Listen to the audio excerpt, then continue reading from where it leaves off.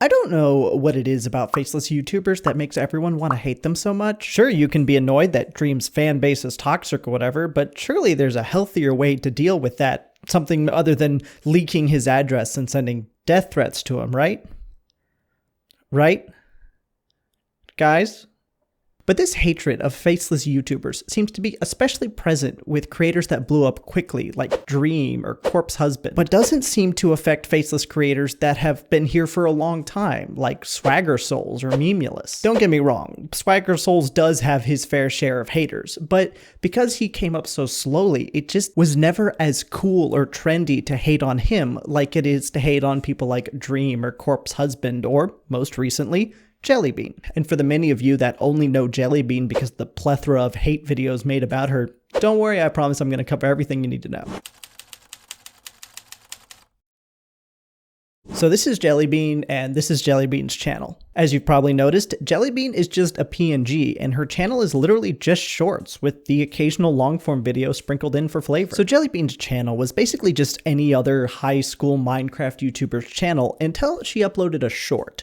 And the short absolutely blew up. So she uploaded another, and another, and another. And pretty quickly, this cycle began of her cranking out short form content and posting it to YouTube Shorts and TikTok and gaining millions of subscribers and tens of millions of views. I've been keeping a really big secret from you guys. If you guys don't know, my name is Jellybean and I am 7 feet tall. Now I know what you're thinking. Jellybean, how are you 7 feet tall? That is abnormally tall. And yes, I've finally decided to come clean. I have been lying about my height this whole time. But so it's pretty obvious that she's modeled herself after Dream with the use of fast-paced videos, the music she chooses, and the fact that she's faceless and represented by a cartoon figure. But I wouldn't say there's anything wrong with that. I model myself after other commentary channels and draw on the things that have inspired me when I created this channel. Drawing inspiration from people who are successful in whatever field you want to enter is pretty common. And her content is primarily targeted at children, which you could probably tell because her voice is high and exciting and she uses bright colors and sound effects and fast-paced music. And that's honestly kind of all there is to say about Jellybean because she's really only been around for about a year now. Which of course brings us to the question.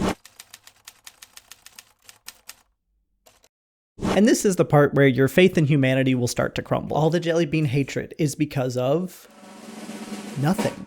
I mean, literally nothing. Okay, well, technically there is one reason, but the reason is so bizarre that my logical brain can't seem to comprehend that that would be the reason that dozens of videos are getting millions of views about how much she's hated. And the reason is because she talks? And let me explain, because I did scour the internet for hours trying to figure out some real reason she could be so disliked. And I've come across 3 main reasons that the haters seem to think justifies doxing and cyberbullying a 17-year-old girl. The first is that she sounds like this. I've made a huge mistake. So the other day I said if I hit 100k members in my Discord server, I would stream Just Dance in a Teletubby costume and a maid dress. You know, thinking I wouldn't hit this goal. And people find that annoying, which, to be clear, is fine. You're welcome to find people annoying. I find lots of popular creators annoying, but never once have I used that hatred and random annoyance towards them to justify creating an entire subreddit dedicated to hating on them. They aren't being forced on me somehow, and neither is Jellybean. Sure, the voice might not be to your liking, and that's fine, no issue there, but social platforms make it really easy to just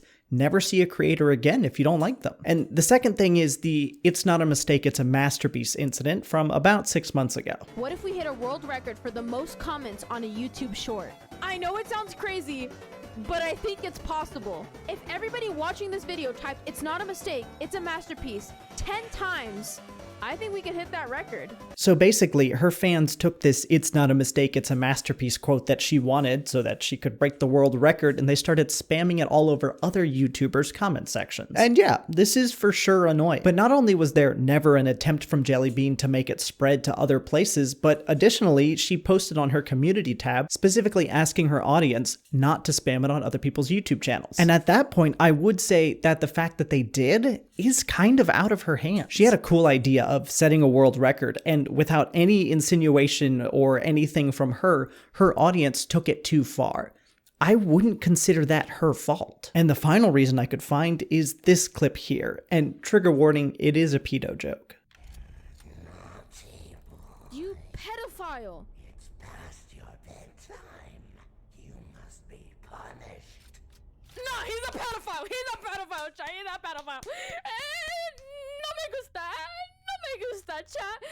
Now, I understand this joke is in poor taste, and it's perfectly reasonable to be upset that it was ever made in the first place. A very reasonable argument can be made that this is not something that should be joked about. However, the first thing I want to say is that she was 16 years old when this happened. Now, that doesn't make it right, but imagine if everything you said when you were 16 was suddenly on blast for everyone to see, hear, and judge. And not only would your quotes be on blast, but there would be people spending their time actively seeking out ways to discredit or hate on you and find some justification through words you said when you were a teenager. Now, at the time this joke was made, Jellybean had already somewhat blown up and was incredibly hated for the aforementioned reasons. And this was the first thing she had done that was actually worth being upset about, and it gave her haters this kind of sick, twisted validation that she had finally messed up and they could hate on her in peace. And secondly, Jellybean put out an apology about this not too long ago. It was a brief apology where she explained what the joke was, linked to a clip where you could see the joke for yourself, and then apologized for saying it at all. And to me, that's kind of a done deal. A 16-year-old being dumb and making an offensive joke is not anything new. And if you've ever met high schoolers, you know that offensive jokes are just a dime a dozen around them. And that's not to justify it or say offensive jokes are okay or good, but it's just so disgusting that she specifically is being targeted over this when she was 16 years old. And an even more bizarre thing is this hate train on Twitter of people saying that they don't accept her apology, as if they have some sort of power over forgiveness or not forgiveness, like some deity that's able to choose what's good and what's evil. And all of this leads me to a final point I want to make. This is all so incredibly stupid. The insane links that people are going to spew hate over a 17-year-old girl making Minecraft videos in her room is just absolutely insane to me. It's something that I mentally have trouble wrapping my head around, because I can't imagine being in a place where verbally assaulting or cyberbullying a 17-year-old girl somehow makes me feel better or good about myself. Now, to be somewhat fair to the other side, I do think hating on her has become cooler than actually hating her. Videos hating on her draw in millions of views, and it creates this kind of cycle where people hate on her in the videos, and that draws in views, and then those viewers grow to hate her because they saw the video, and that expands out and brings more people into hating her and viewing the videos. And it just creates this kind of toxic spiral where the views keep going up, but so do the number of people hating her. And the reason I'm avoiding naming specific channels is because they all kind of talk about the points that I mentioned earlier, in that she's got an annoying voice and she accidentally started a comment spam across YouTube. I mean, okay, I just don't see where that justifies an 11-minute video that got over 1 million views. And I think Papa Gut summed it up really well on his stream when he said, "Why? Why is this content? This seems so mean. I don't know. Like, you're allowed to express yourself. I just feel like that's rude, you know? It's just some kid that's just being kind of cringe and silly. I feel like, what are they doing wrong?" Yeah, it's literally a kid having fun and doing well for herself. Grab the pitchforks, I guess? I'd say for closing thoughts, I mean, it's fine not to like someone. And in many instances, it might be a good idea not to like someone. But in almost no instance is sending death threats to a minor who's just playing Minecraft videos in her room a good idea or acceptable. So please, don't do that.